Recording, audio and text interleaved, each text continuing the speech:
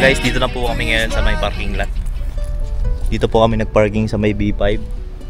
Malapit. Doon po yung entrance ng Esports World Cup. At yan, naglalakad po si Putis. Dapat may gas ka. Ha? Electric sana yun.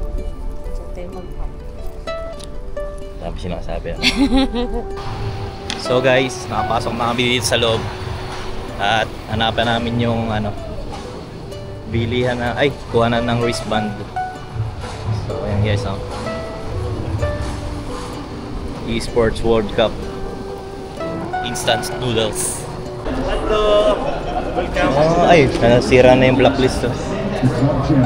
Tsaka ito.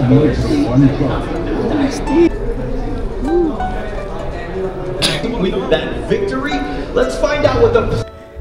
Habang nanonood kami ng tournament ng HOK, di namin inasahan na makikita namin ang aking iniidolo na si Doggy.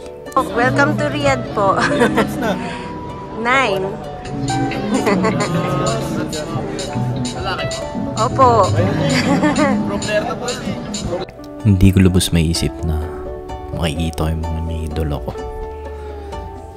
Yung tipong sobrang saya ko sa tuwa na parang, alam mo yun, yung feeling na parang bumalik ka sa pagkabata na nakita mo yung mga idolo mo. Ganong feeling. At pantapos nun ay lumabas muna kami para kumain at hindi pa kami nagtatanghalian.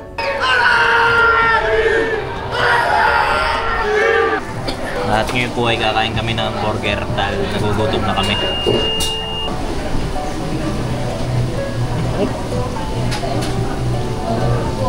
So guys, vitamin D daw itong kateringan ng alas 12 ng alas 2 ng madaling araw, ng tanghali, ng hapon. So kumain lang po talaga kami at babalik na uli kami para sa tournament. At sa pagbalik namin ay nanood lang kami ng isang game, ngunit kinailangan na namin magpaalam.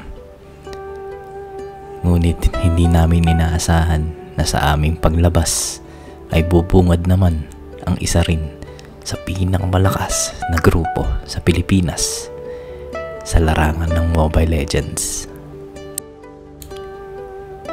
At sulit ang init, ang pagod at sakripisyo para lamang makapanood at sa hindi inaasahan na makita mo pa ang mga idolo mo. Yun lamang mga tol at maraming salamat. Ako nga pala si Nix at samahan niyo uli kami sa istorya ng bukas.